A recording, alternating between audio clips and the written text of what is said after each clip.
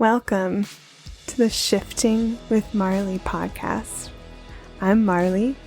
Thank you for joining me wherever you are. All that I ask of you, the listener, is to have an open mind and an open heart. And in return, I offer you myself.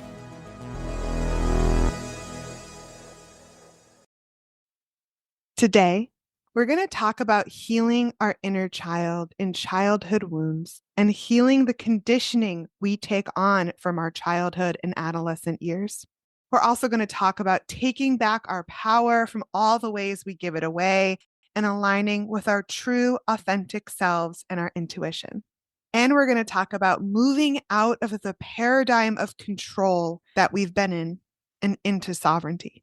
And we're going to talk about all of this today through story and experience with a dash of astrology. Here to share her story and wisdom with us today is Emily Gustafson. Emily is an astrologer, poet, cacao facilitator, student of life, and is training to be a therapist. Welcome, Emily. Thank you so much. Thank you so much for being here today. I'm truly so grateful and excited to connect with you. Me too. Before we dive in, Emily, can you please let people know where they can find you and connect with you? Yeah, you can find me on Instagram, and my name on there is Gusta, EMMGUSTA. And you also have a podcast yourself, right? I do, yeah. It's called The Mystic Line. So, Emily, we have a lot to talk about today, and I am so excited. But before we dive in, a little content warning for everyone listening. We're going to be talking today about cults and high control groups and organized religion. If that triggers you or that's not your cup of tea, I'll see you in the next episode. So, to start off today, Emily, can you please share with us about your childhood and your experience growing up in a religious high control group? Yeah. So I think I just want to preface this by saying that my parents are incredibly loving and supportive individuals, and I'm very close with my family. So it's really interesting to contrast the people that I know they are with the way that I grew up. I was raised in a Christian fundamentalist background, and I attended church at least 3 times a week from the time I was very small. My parents were actively involved in ministry when I was growing up, and so the church was just a really vital part of my life. And then I was also homeschooled. And my parents decided to homeschool me and my 3 younger sisters because they didn't want us exposed to what was being taught in the public school system. And so I think it was very much out of love and a desire to protect. But I definitely look back and I'm just like, wow, my world was so small. And who I was exposed to and the ways of thinking that I was exposed to, the different worldviews. I mean, there weren't others, and it's really interesting to look back on that. Thank you so much for sharing, Emily, and just thank you for being here and willing to get vulnerable. I'm super grateful. And just a few follow-up questions. So, what were the ages that you were in this group or in this lifestyle?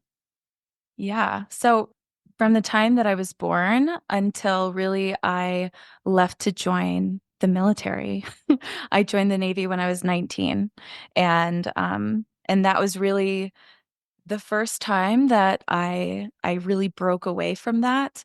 I had definitely done some experimenting when I got out of high school, but I was still, for the most part, living at home. And so there were a lot of rules for what I was and I wasn't allowed to do. And I was really rebellious and really struggling with those restrictions.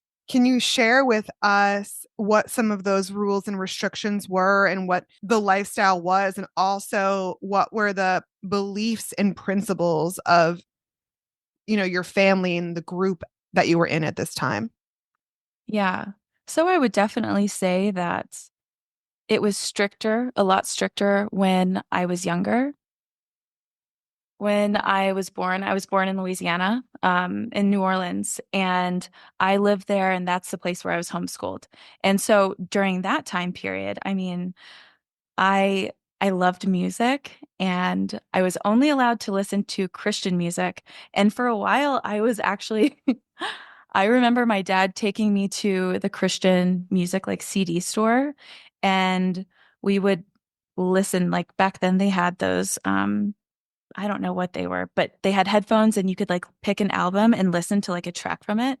And I wasn't allowed to listen to music that was syncopated. So it was like the most obscure rules, but it was like anything from the kind of music that I was allowed to listen to the people that I was allowed to hang out with. They were really strict about that. I really wasn't allowed to hang out with people that weren't associated with the church or the religion just because they felt like it was a bad influence. And basically any media, so movies, TV shows, things like that.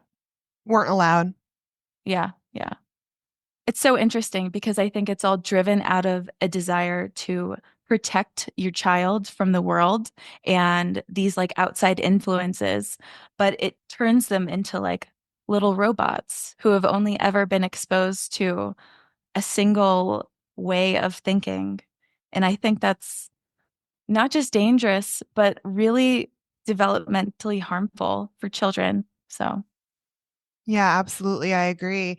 And I'm also curious, how do you remember feeling while you were growing up in this strict religion? yeah, it's interesting because I remember struggling with anxiety and depression from an incredibly young age. And I don't know if you're familiar with the term maladaptive daydreaming. It's essentially it happens often in children, especially children who've been exposed to some kind of huge stressor or trauma. Um, and it essentially involves like creating this fantasy world that you are just like dying to get to all the time. And I I mean, I was a very imaginative child and I loved to read, but I would daydream almost constantly. I was homeschooled, so there would be times where I would just finish up my homework like as quickly as I could so that I could lay my head down on my desk and like go into this dream world that I created. And so how did I feel when I was growing up? I think that all of this kind of signs and symptoms of religious trauma that people experience when they're older, I felt them so young. I think that there's like a real adherence to this idea of being as good for God as you possibly can. And it's this desire to just like to never fail and to always be perfect. I remember feeling so deeply shameful as a child. It makes me really sad to think about. Thank you for sharing, Emily. And how did your family end up in this religion or in this church? My parents both come from very Christian families. On my mom's side, like much less strict. And on my dad's side, my grandparents were incredibly Christian, like very focused on missions and very just very strict with what entered their household and what didn't. And so my parents actually both met at a place called Jimmy Swaggart Ministries in New Orleans. And so they met through the church. And so that was like very, very foundational, I think, just even in the kind of family they wanted to create. And what were some of the teachings and values of this church that were instilled on you when you were growing up? So, Christian fundamentalism involves like a very literal interpretation of the Bible. I think one of the things that took me years to unwind within myself was the teachings on evolution and creationism. The church that I went to was a huge advocate for the teachings of creationism, which is essentially this idea that God created the world in 6 days. On the seventh day, he rested. But that this was like 8,000 years ago. And evolution and basically all of modern science is just this huge attempt to disprove God's existence. And so I remember that being a huge divide between me, even as a teenager. And when I was 17, I had a job at a grocery store. And I remember talking to some of, you know, other teenagers, and they were like, yeah, that's weird. That's weird that you believe that. I was like, yeah, I think it is actually. And what about some other values that were instilled on you from the church? I mean, very traditional families. Definitely gay was bad. And and that was really difficult for me. I came out as bisexual during the time that I was in the Navy. And so that felt just like warring within myself too. I mean, just that idea of like, this is what's right in God's eyes and in the Bible. So it was like just it's like cultural conservatism. It's just this idea of like the traditional family, and this is what it looks like, and this is how they act, and this is the way that you're supposed to live your life according to God. There were a lot of strict rules around sexuality. I mean, not even just as it pertains to like homosexuality or queerness, but in the ways that women were supposed to dress and supposed to act, supposed to carry themselves. I mean, when I was a teenager, my youth group would have purity retreats for the girls, and they could have had them for the boys too. I don't remember that happening. And like my memory could be faulty. Maybe they were doing that, but especially in like the books that were circulating at that time about purity culture, the emphasis was definitely placed on the woman. And so I think that there was just a lot of ideas in the church, especially geared towards women, towards the way that we were supposed to act, the roles that we were supposed to occupy. I mean, when I was young, I remember, that question that people always ask like 8-year-olds, and they're like, well, what do you want to be when you grow up? And I was like, I want to be a pastor's wife. What? Oh my. I don't even want to be the one on the pulpit. I wanted to be the one like sitting in the front row cheering him on. Are you kidding? Wow. The times have changed. Thank God. Yes. And what about your experience with being disciplined growing up in this culture and this religion?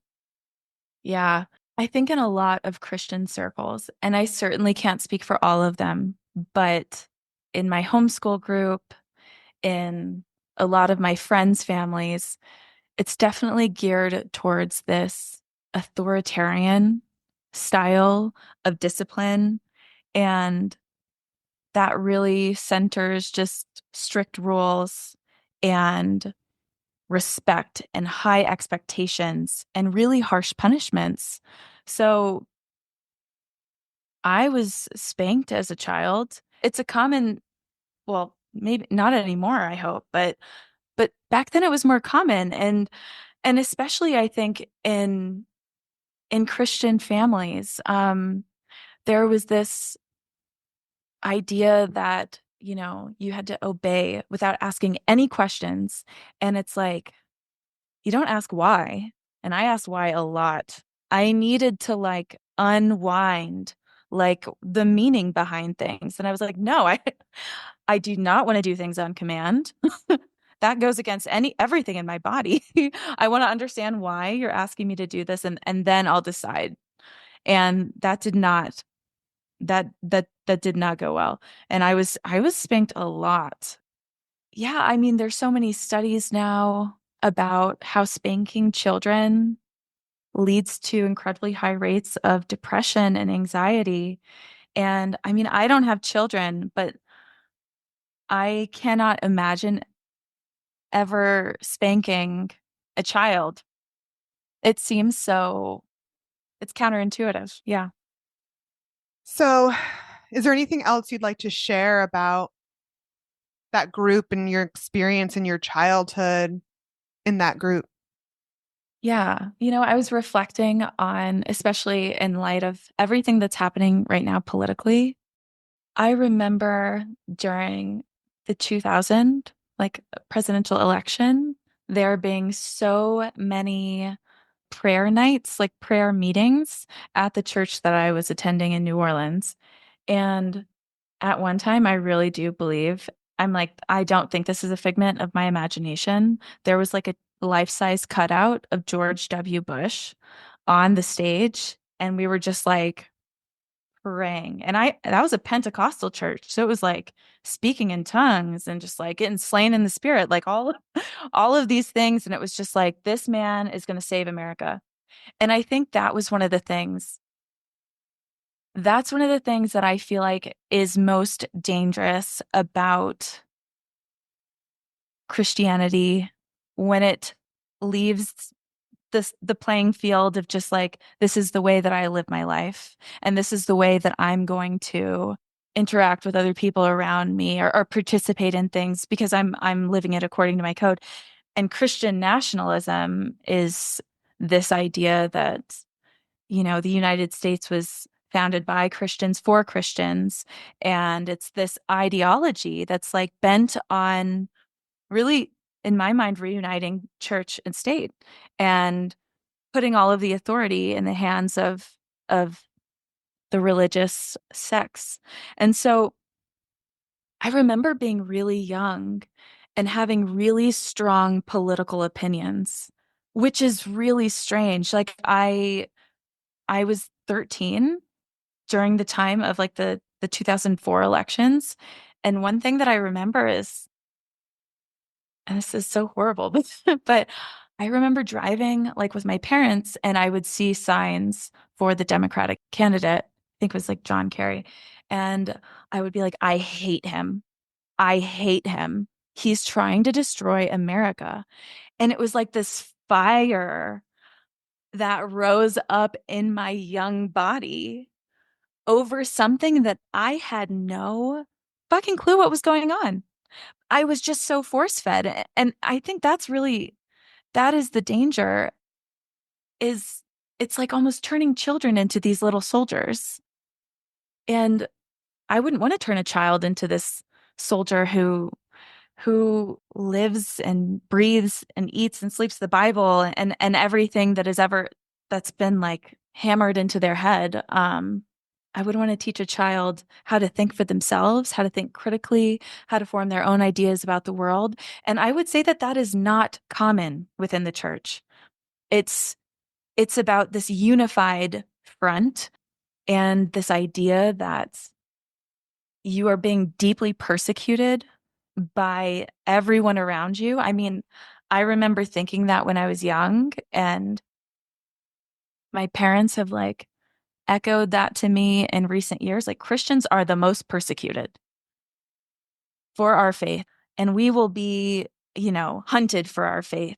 And the end days will come. And I'm just like, I don't think that's a reality. I think there are far more persecuted groups. And so I think, yeah, it really, I had such a narrow, small view of the world. And I think that unless you actively escape that, you just live within that very sheltered environment. And it's a vacuum. You don't hear anything else but the sound of everyone else who agrees with you. And that is not a way to live or grow. Emily, I just want to thank you so much for being so open and honest, and also commend you for breaking the cycles and not repeating the patterns that you were raised with. And that is really powerful and really beautiful. And speaking of breaking free, you mentioned it briefly that you were a part of this religion and living in this lifestyle up until you were 19 when you went into the Navy. So, can you tell us a little bit more about how you eventually got free from this group? Yeah. I was in my senior year of high school. I was in a relationship with a guy from my church, and I was very convinced that I was going to get married, and that was going to be the thing that happened. That was going to be my life. And I'm not sure what it exactly was, but something broke inside of me. And I just remember feeling really restricted, my self-expression and also my curiosity. That was really the biggest part for me. And I still am insatiably curious. And the things that I was curious about were like, why do you want to know about that? Why do you want to experience that? That's wrong. And so something happened, and I'm grateful for it. And we broke up, and I was kind of like in this free fall of like, I don't know what I want to do now. I want to I want to get out of small town Illinois. I have to get out of here. And my cousin joined the Navy, and he was like, "Hey, Emily, like, you want to go to school, you can't afford it. You want to get out of East Moline, Illinois. Join the Navy." And I was like, that is the most ridiculous thing I've ever heard.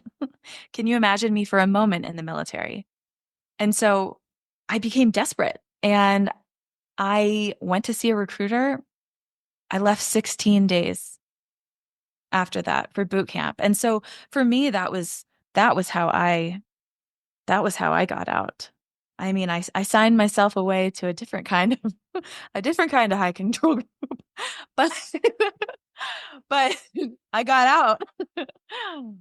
So I was going to say the Navy also lots of rules and restrictions there as well, I imagine.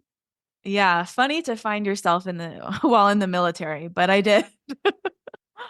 And it was in the military that you kind of started unraveling everything you Yeah. had been taught. Yeah. And I remember I had to check a box for my religion on my papers when I was joining, and I checked atheist. I was like, fuck that. That is behind me. I don't believe in anything.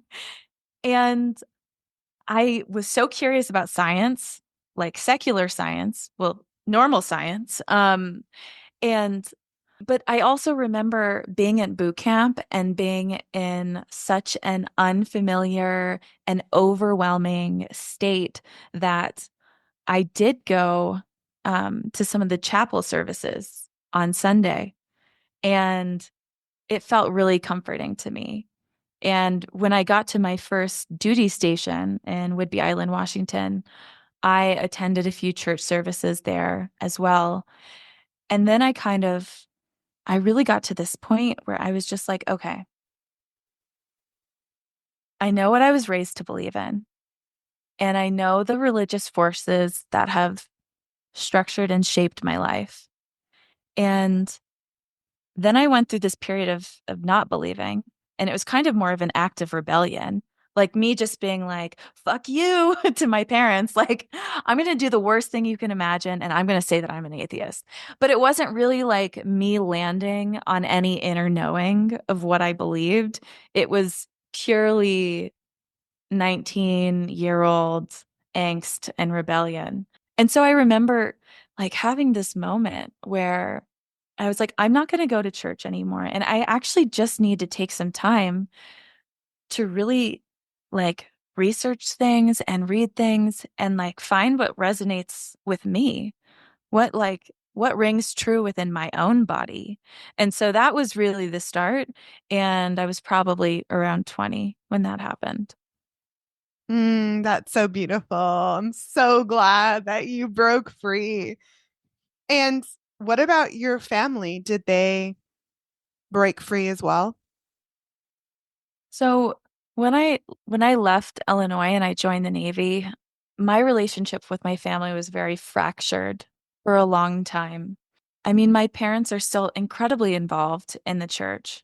And, I have a tremendous amount of respect for them, even though our views are so oftentimes polarized on opposite ends from each other. But yeah, I mean, I would say, and I don't want to speak for like any of my sisters, but my parents for sure are. And I think that my sisters still hold those values.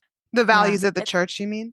Yeah, I do. And it's like I've gotten myself in trouble speaking for my family's experience or my sister's experience. And so I really try my best to like respect their own processes, and because everybody has to come to things in their own time. And just because this is my path, the truth that like I've come to, I really trust that they will land on their own meaning of that and whatever serves their souls best in this lifetime. Yeah, it's been a divide. I'll say that. It's been a divide. But have you still been able to find your way to a relationship with them at this point after that fracture period? Absolutely. For me, I think it really took my Saturn return and just going through that process. But it also took me realizing that my family is one of the most important things to me. And I had to find a way to have a relationship with them where we could all be ourselves. And I'm not perfect at that yet. I'm not, I still get angry and snap and say like superior, like condescending things. But I am very close with all of them, and I'm grateful for that. That's really beautiful that you were able to come around to that place where maybe that they haven't followed the same path as you and you're not in the same place and they're still in the church, some of them, but that you have this still love for each other and common ground. And so that is really beautiful. Yeah, and I just want to say like I was really angry for a really long time at my parents. I I mean, just different aspects of the way that I was raised. It took me a really long time to recognize that they were coming from a place of like doing the very best that they could with the knowledge that they had, and that it was all rooted in love. It took me a long time to get to that point. I was so angry and bitter for so long. And I mean, I would have conversations with my mom and I'd be like, well, this is the way you screwed me over. And you did this. And I don't know if you realized, but purity culture did this. And I've had all of these experiences. and and then finally I just got to the point where I'm like, is this really going to be my story forever? My story of like my parents ruining me with religion? I refuse to let that be my story. And so but it took a long time. I mean, I'm 33 and I'm still coming, into my own understanding of those things and moving past them. Well, it's beautiful you were able to find that forgiveness and still love for them, but it also I feel like is a journey of you taking back your power from that story and Absolutely. narrative. It absolutely was. It absolutely was. And that took a long time. It felt like something that I could not grasp onto and hold on. So, Mm. yeah. And I'm really curious, Emily, what patterns and limiting beliefs and conditioning do you think you took on as a result of your childhood and the religion that you were forced to be a part of for so many years? Yeah. It's so interesting because as I look back, I'm like trying to separate what was just the religious aspect and then what were all of these other formative experiences in my life that also, I mean, were just such a melting pot of everything that's ever occurred in our lives. I think I think what I touched on earlier, just these patterns of, especially for me, seeking perfection within myself. And also, I've carried around a lot of shame, a lot of guilt. And I think too, something that I've realized in the past probably 2 years is it's taken a long time for me to learn how to access my anger as a woman. Like, I really think that we have this birthright, a feminine rage within us. And there are healthy ways that that can be expressed. But I think I turned that in on myself for a really, really long time. Yeah, that's big. That's a big Yeah. realization and it makes a lot of sense. And your self-reflection and self-awareness that you have is really inspiring. And how do you think it impacted your self-love and self-worth, if at all? Oh, it decimated it. You should have seen me as a 20-year-old trying to discover my self-worth in relationships with terrible men in the Navy.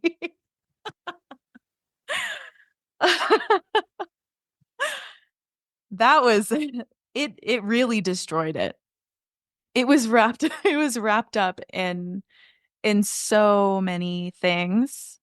And and I don't think that it was only the religious structuring that impacted that. I think there was just other dynamics, within my home as there is everywhere.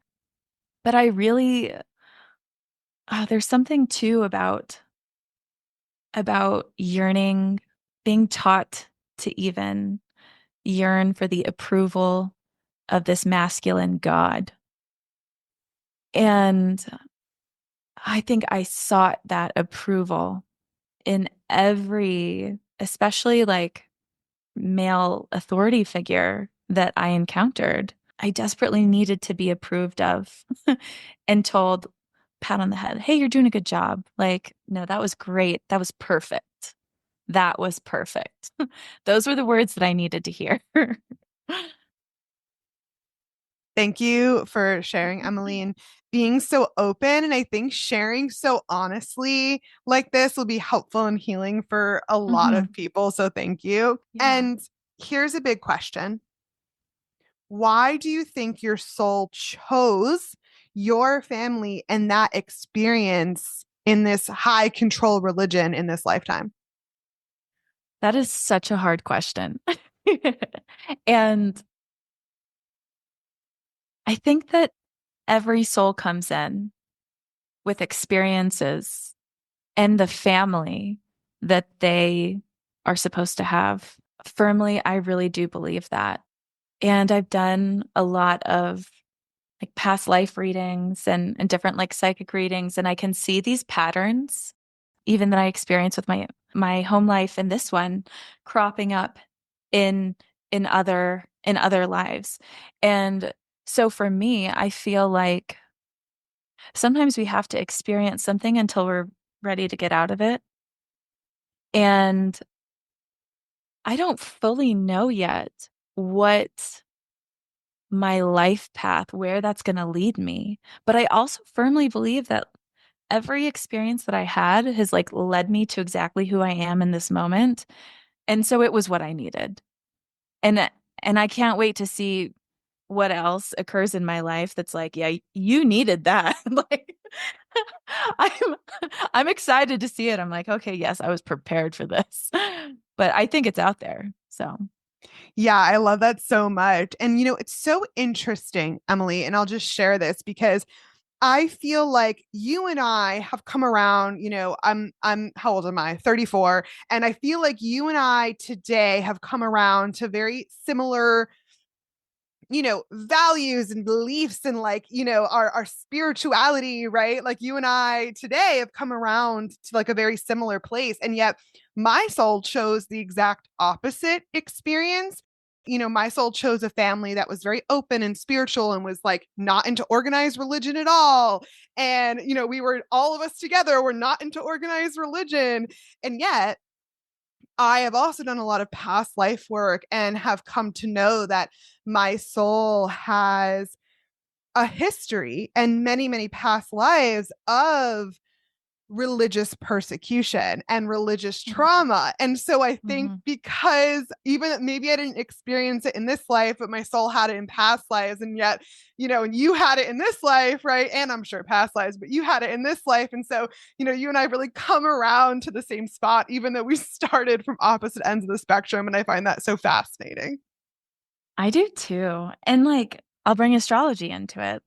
Even just really learning how to read my own natal chart and seeing everything that was housed within that soul map, I can see like, okay, like for example, my sun and my moon are both in the ninth house, and the ninth house is ruled by Jupiter, and it really speaks to this expansion of the mind, and it's like higher education, how much can you learn? And it's also like ideologies and cults. And it's like, how wide can the mind become?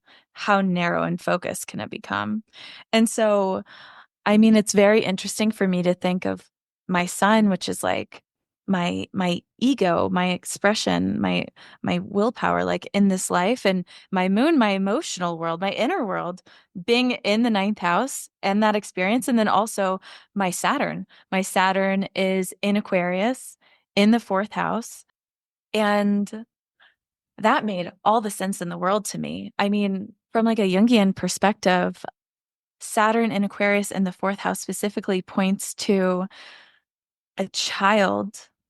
They were not received emotionally or did not receive the emotional nurturing or just even that like recognition for who they were uniquely in their childhood. And so it speaks to a wound around that. Aquarius is often referred to as like the black sheep. And so I felt that energy very strongly.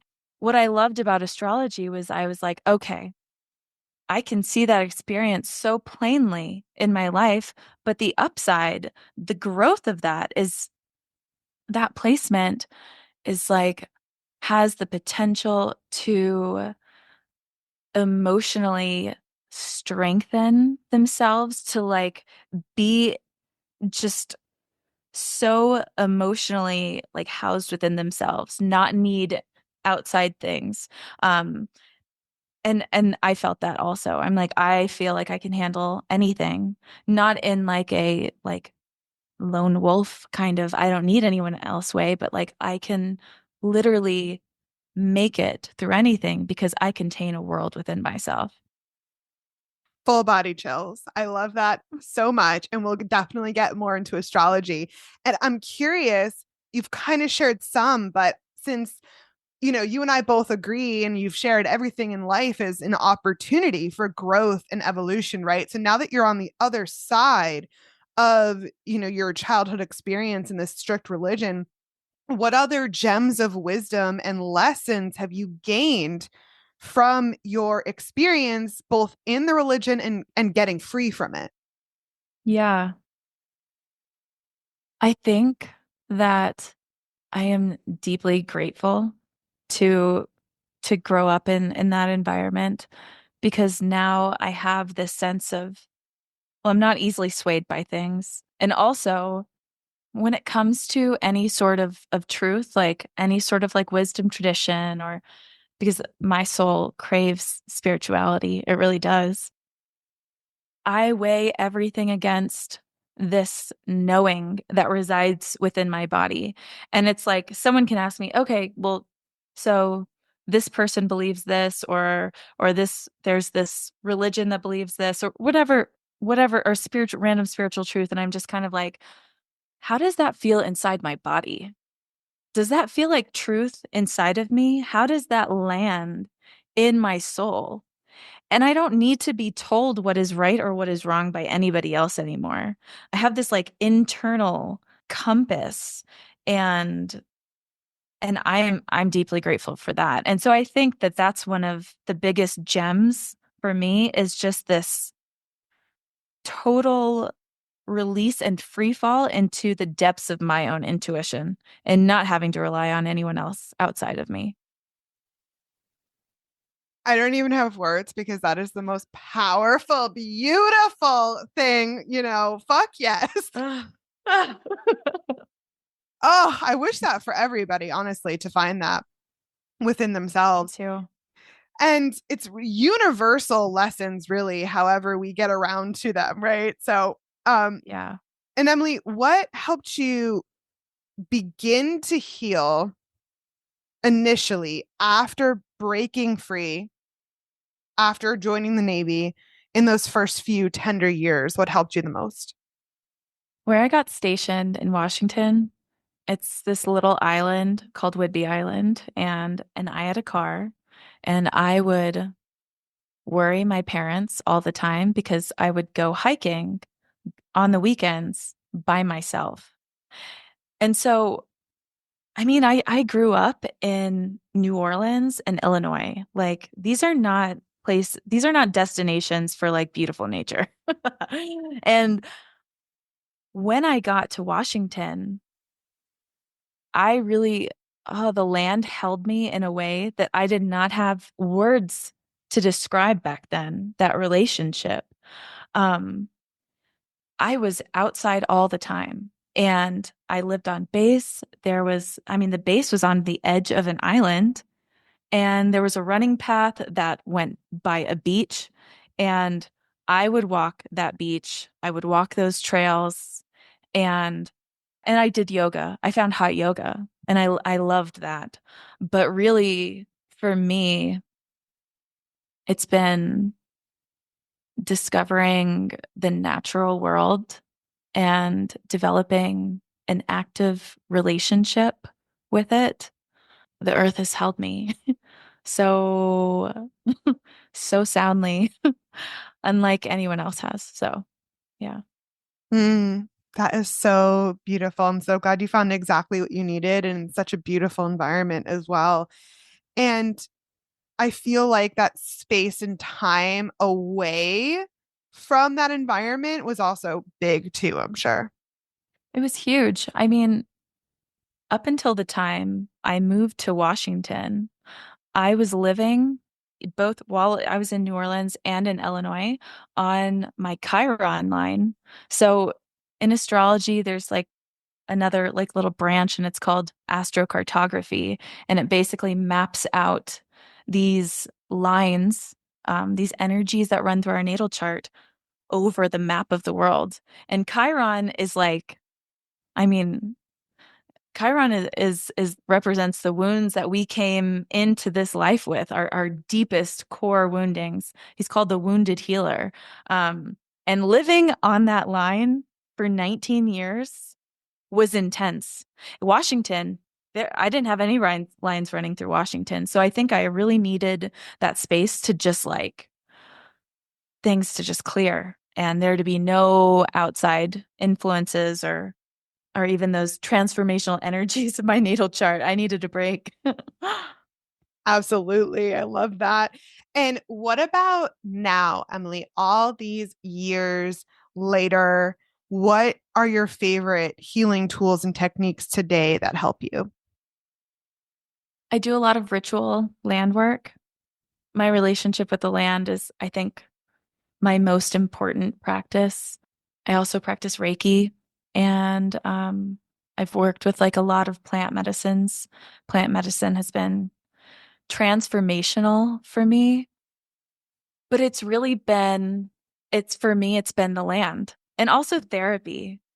Everyone, that's not as much a spiritual modality, but like I highly recommend anyone who's been raised in an environment like I did to go to therapy, even just to sit there and have the therapist look at you with like deep concern in their eyes and say, Emily, I want you to know that that's not normal. Because that was freeing. I was like, oh my God, you're right. Like, you're right. Okay, wow. Like, that took a lot of pressure off of me. That took a lot of like guilt and shame. And so, yeah, I recommend therapy too. Therapy in the woods. Therapy in the earth. That's it. I love it. I love your evolution so much, Emily. And I feel like it's also really important to say that our healing and our growth journey is a lifelong journey, right? Like there's always more layers and more depth and more anger, but also more magic and love to unlock within ourselves. It's really the journey of a lifetime, as they say. It really is. And something that has even shifted and occurred for me in, I would say, the last year and a half is being able to describe this force in the universe as God. I I do that now. And I couldn't do that for a really, really long time. It was like far too entangled with this patriarchal, like very rigid, like destructive, like God that I was taught about. Um, and so I'm happy that I can say that again. And it feels right and it feels good to me. So, It's really funny that you bring that up because, again, us having different experiences in this lifetime, but my soul, right, having all of this past life religious persecution and trauma, I to this day do not like using the word God. Like it's still too intertwined for me. mhm, But just the word. So I use alternatives that feel better and less triggering for me, right? So it's so mhm. beautiful. It's so beautiful that you found it, you kind of released the energy around the word and then found it again, right, in describing the divine, and that is so beautiful. It's just I find it hilarious that I'm still not there, and again, even though I have no religious trauma from this lifetime. But things go so deep within our souls and our psyches. So I think it's totally normal. Yeah, absolutely. Emily, are there any other tips or tools that you can recommend to help those listening with inner child healing and healing these childhood wounds and deconditioning from all the things we took on in childhood that no longer serve us? Hmm. I would say create situations where you can play.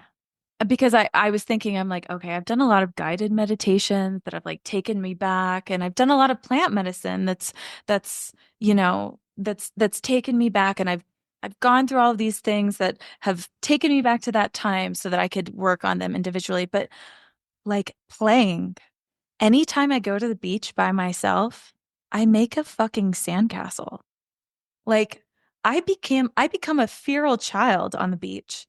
And I dance a lot, like in my house with my cat. Like I think I think getting in that state of play really unlocks so much. I mean, I've been dancing or just like and a lot of these things are somatic tools as well, it's like you're shaking the body and you're moving it and things are dislodged, but I would remember something that had happened to me or something that I had done or a situation, and it's like, okay, well, I'm still in this form of movement, and it's like I can still work this through my body.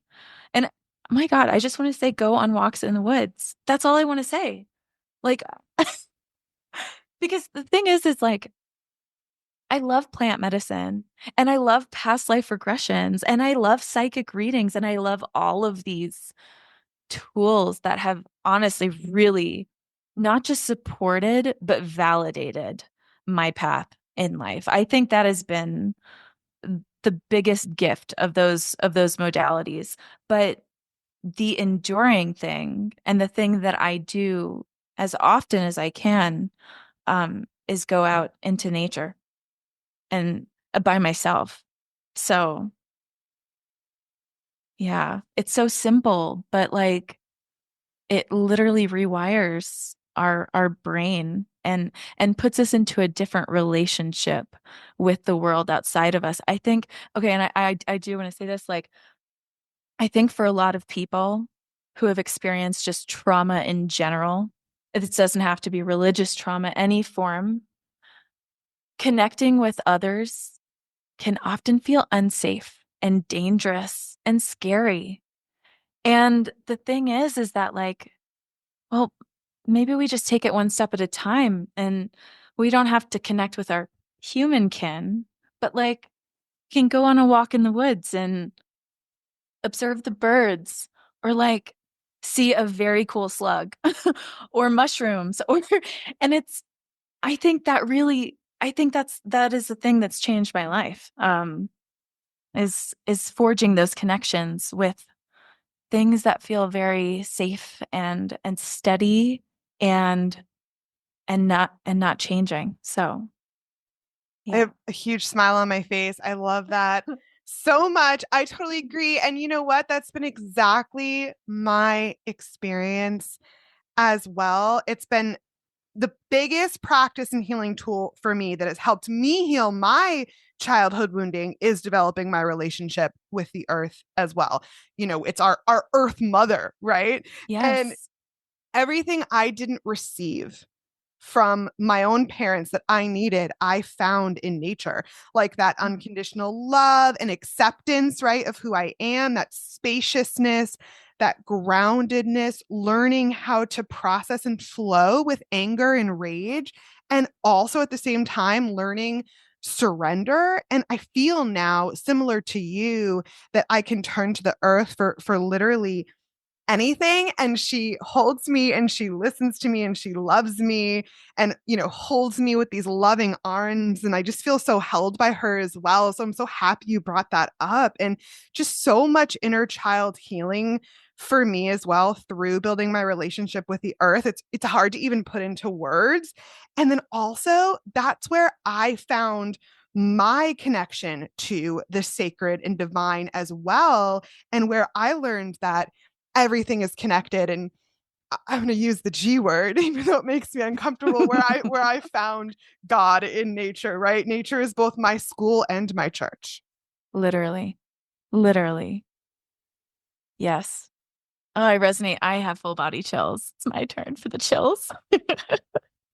And Emily, you already shared a bit about this, but something that I know is really common in these high control groups is people in the group give their power away, right? And give their decision making power away and mask and suppress often their inner voice and inner knowing. So I'm curious how your journey has unfolded from your childhood until now with discovering your intuition and your inner wisdom and your inner voice and inner power and sovereignty. Yeah. You know, something that's so interesting is I grew up hearing when I was really little, I would wake up early in the morning and I would walk out to the living room and I would lie on the couch. Um, and I would kind of like doze off because my parents would be walking together and praying every single morning.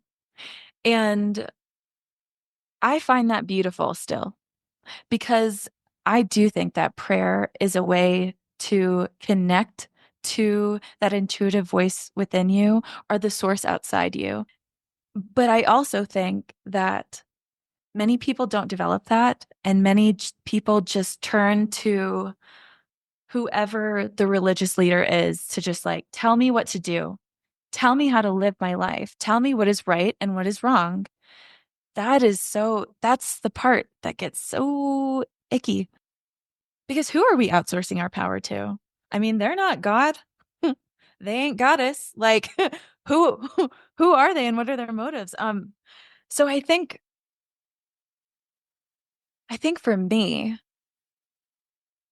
the way that I have found my way back to my own intuition is I have two answers. Really sitting with myself in silence and allowing myself to not know what the fuck to do. I think we strive for answers quickly. We want the answer, we want the next step.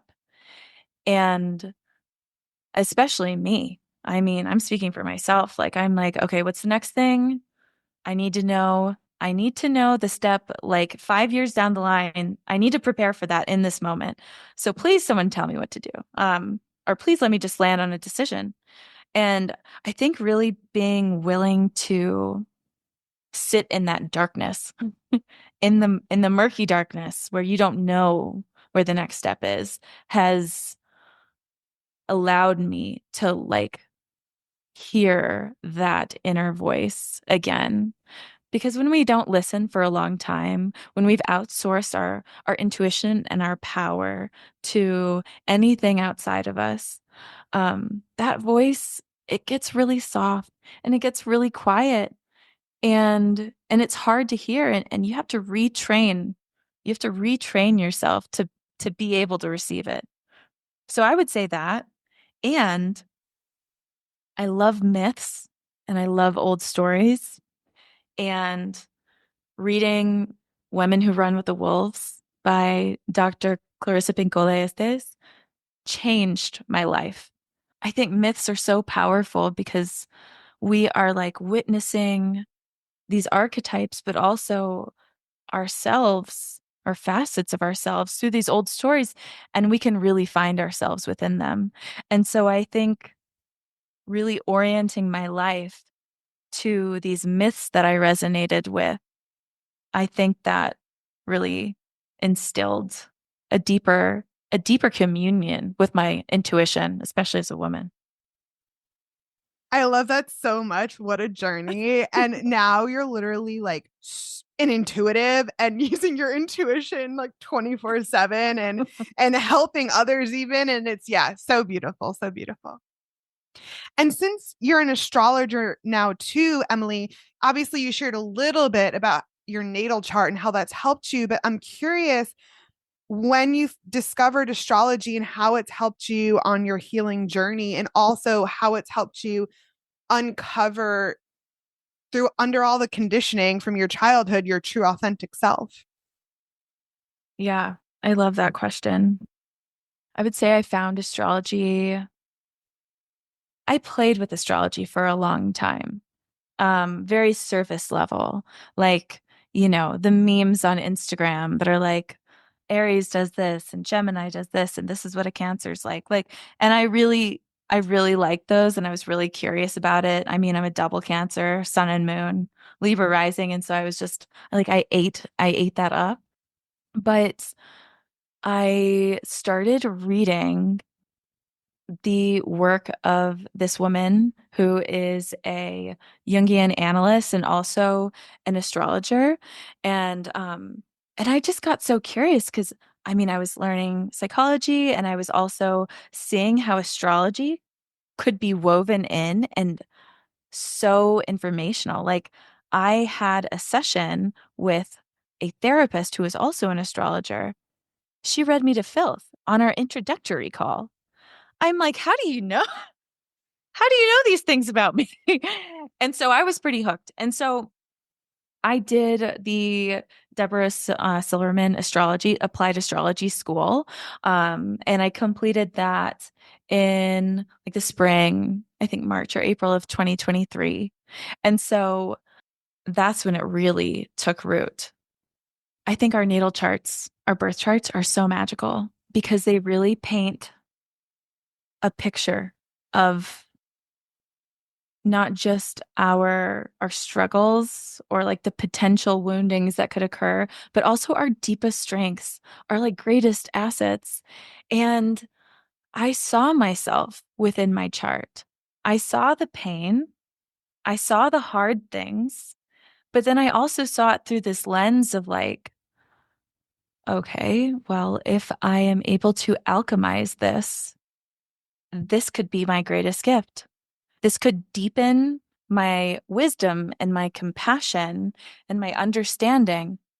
And so I think that that's really the way that I have utilized astrology. And that's really the approach that I take to the readings that I do with other people. It's like, well, let's look at this and like, let's validate first some of the life experiences you've had. That's crucial. And that's like healing in and of itself. And then like, well, let's see the potential for growth. Like, let's see where we could go. So, Yeah, I love that. And I view healing, especially when it comes to healing our childhood wounds, right? It's like wading through all of the mud and the muck and digging through the layers and knocking down the walls until we basically end up at our true authentic selves. And I feel like mhm, astrology really, really helps with that and helps yeah. like get there quicker. And I know for me, astrology helped me because it gave me permission, first of all, to be who I was. And then I found so much understanding about my wounds and my childhood wounds and past life wounds, et cetera, through understanding my birth chart. So astrology, I feel like, helped me understand both my power and my wounds on a deeper level. Yeah. It's such a it's such a comprehensive map. It you can see so much in it. I'm always reading astrology books and always just fascinated at I don't at everything within Yeah, me too. Not with the reading astrology books, but just always fascinated. And it. there's always more to uncover. There always is, truly. So, Emily, bringing it away from you now, the spotlight's been on you this whole time, bringing it a little bit to the collective. Why do you think humans are so susceptible to high control groups like cults and strict organized religion? I think that innately humans have a desire to not only just connect and belong to the people around them or whoever's in their environment, but also to touch the divine, to witness the divine. I feel that. I feel that so deep within my being. And I think that humans are longing for that connection. And I think also in this age of, I would say, disconnection that we live in, it is harder to find those things. And I think that cults and these like high control group, whether it's, religious or even political followings, like these groups, they find a sense of belonging. They find a sense of communion and of like a kindred spirit feeling. Um, and I think those groups really prey on that feeling and that feeling of loneliness. So I totally agree. Very well said. And I think also humans have historically had this habit and propensity to put our power outside of ourselves and place it in the hands of somebody else or in a religion, for example, or political figure. And we also have this habit of doubting ourselves and not trusting ourselves or our own inner wisdom, which leaves room to be influenced by outside voices, right? And I also think, like you said, humans are always seeking community, and that is beautiful. It's part of human nature. But I think if you're not using your discernment and listening to your inner voice and not listening to your kind of gut responses, which are warning you about red flags, you can get sucked in. yeah, I totally agree with that.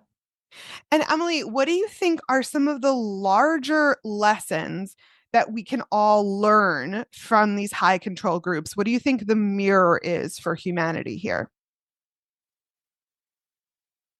I think that, I mean, just even touching on what we just spoke about, don't ever outsource your power. I think it was Mary Oliver who said, "Do not give anybody else the responsibility for your own life." And that it's so true in so many aspects. But I think also this idea that we are superior to others based on what we believe in, and that does not just happen within religious control groups, you know. that happens in all spectrums. I have been guilty of that. A sense of, moral intellectualism, like as like a left-leaning person. I have definitely done that. And so I think this idea that we are not more deserving of anything or have more right to anything based on what we believe. Um, because I think that is often lost in translation in in those groups. I love that answer so much. I totally agree. And I'll also add as well, from an outsider's perspective, right? Because I am on the outside, but from what I can see, I'll also add that some of the other larger lessons that are being mirrored to us, because it's all a reflection, right? And there are lessons and growth available in all experiences on earth. Everything we need is within us. Mm. If we can learn to value ourselves and trust ourselves and stand in our power and stand in our sovereignty, we cannot be controlled. Mhm. And the age of the guru, which is basically putting your power outside of yourself, is over, right? We are our Yeah. own gurus now. Yeah. Just like snapping my fingers over here. And I also think as well, anything or anyone that makes you feel shameful or less than or unworthy or not lovable or not enough as you are is a red flag. Hmm. And also, our time and attention are our sacred currencies. So we need to use our discernment where we give them away. I think that's a big lesson that's always being mirrored to us. And then I'll also add another big lesson being mirrored to us by these high control groups is hyper individualism. You touched on this, but I think it's so important to say, like, we're forever learning the lesson that we are all connected. Nothing is separate. Everything and everyone is so intimately intertwined and connected. And even more than that, I think we're all always being given the opportunity to learn that we each matter. We are each important. We are each sacred and divine and worthy aspects of the all that is. Hmm. It's just there's so many lessons being mirrored to us here, even if you're not, There, haven't been in the high control group. there's so many. I like to think of like the ideal society as like a mycelial network or even the way that roots of trees interact with each other. I mean, they are so connected, spanning miles, that trees will literally send nutrients through their roots to another tree that needs it. That's the world that I want to live in. Standing tall, standing independent, but also grounded and like rooted into like a greater system of belonging and of care, caring for each other. Mm. Absolutely beautiful. I love that so much. And Emily, bringing it back to astrology, since life and the stars mirror each other, what do some of the recent larger astrological transits say for the collective in terms of the lessons we are moving through currently related to everything that we've been talking about today? Yeah. So last year and this year have been really big years in terms of outer planets changing signs. This is a big deal because it takes a lot of time. For example, the moon changes like, every few days. And then some of these planets, I mean, Pluto is going to stay in Aquarius from last year until 2043. That's such a long time. So when the transit times of these outer planets are longer, we can expect to feel those changes and that energy shift on much more of a collective standpoint than we would for like the inner ones that move more quickly and affect like our own like cycles and rhythms like here on Earth. And so I think that there's been a lot of speculation around Pluto in Aquarius and just the age of Aquarius and like what are we being like called into as a collective? For me personally, with, a lot of these transits, what I see is a lot of these systems that have been functioning for a really long time, not necessarily that they're all crumbling. That would be really nice. I mean, we have until 2043, so like let's hope that happens. But I think we're seeing the underbellies. Like I can even think of it in terms of at the inauguration, looking at that front row of billionaires that comprise Trump's cabinet, we're looking at the underbelly of the system. And I think that we are going to be seeing that more and more and more. And there is going to be this chance that emerges for us to, because Neptune is also moving into Aries this year as well. And Neptune is this planet of like spirit, it can be spiritual delusionment. Like it can be like this foggy haze that like circles us. I think that there's going to be a really clear choice that emerges. Like, are we going to open our eyes? Are we going to like hold on to the power of our own intuition, our own discernment of what is actually going on here? Or are we just going to like submit to the haze and be like, no, everything's fine. Functioning is normal. It's okay. I don't have to change anything in my life. I don't have to make new moves or like, or alter my behavior in any way. So I don't know. Those things are hard to predict, but I just really feel like a lot is going to come to light. And it's really this chance of like, do we wake up or or do we stay asleep? I love astrology so much. Thank you for sharing that. And I certainly hope that we wake up. Like, hello, hello, collective, please wake up. And I just want to share as well because I love reading about astrology and the current transits and it's the energy for the collective from everything I've read as well, with, like you mentioned, Pluto and Aquarius until 2043. And then I also want to bring in that the North Node now being in Pisces until July 2026, collectively, we are really in a time of ideological shifts where performative leadership and those in power that lack integrity are crumbling. The false gurus will be exposed. And that's what you were just sharing. We are being pushed to think for ourselves and to find our sovereignty, like you said. And we are also really moving out of the paradigm of control that we've been in and moving into freedom. Mm. And this is playing out in so many ways, big and small.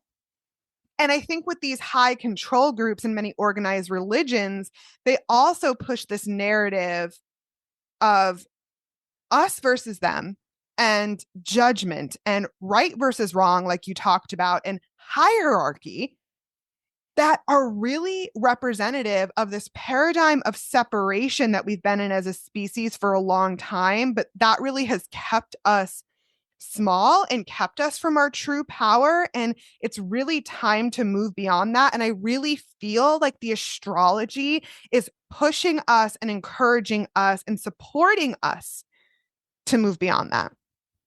Yeah, I absolutely agree. And I think just to touch on like what you said, we are so weak when we are so divided. We are weak and we are seeing things wrong when we cannot recognize the human in another person standing across from us. And I think that whatever force, I don't know, whatever forces you want to label it, like want people to be separated and want people to be pitted against each other in these extreme gaps. And I don't think that that's going to work. And I don't think that's going to carry us into the future that we want. Like the future that we want, people have to find a way to like to see the soul in another person. It's truly a powerful and transformative time to be alive, like for real. Yeah. It's exciting. I'm excited. I'm I'm grateful to be excited. alive right now. Emily, I just want to thank you so much for being here today and for being so vulnerable and open and sharing so much. I'm truly so grateful. Oh, thank you so much. This has been a wonderful conversation. I've enjoyed it. Me too. And I just have one final important question for you. Okay. What is your vision for the future of humanity and the earth? Well, there is an eco philosopher named Joanna Macy, and she believes that we are in the midst of the great turning versus the great unraveling, which that's not good. We want to be in the great turning. And it's this movement away from this industrial growth society into a life sustaining society. And I think we are in the great turning too. And that gives me hope because even as things seem to be falling apart, communities are coming together in different ways and they're rallying together. And to me, that's the future. I see a world where we are living in reciprocity with the earth and with other humans, and we are living with the cycles. Yeah, that's what I see. I think it's within our grasp. The overarching message I want to leave you with today is healing is possible and growth is inevitable. You in your authenticity, you in your power, you tapped into your worth and value and sovereignty. You connected to your innate wisdom and intuition and inner love is what humanity and the earth needs. Anything holding you back from that and keeping you small has got to go. I'll end today with a quote from Clarissa Pinkola Estes. I hope you will go out and let stories, that is life, happen to you, and that you will work with these stories from your life. Water them with your blood and tears and your laughter till they bloom, till you yourself burst into bloom. That is the work, the only work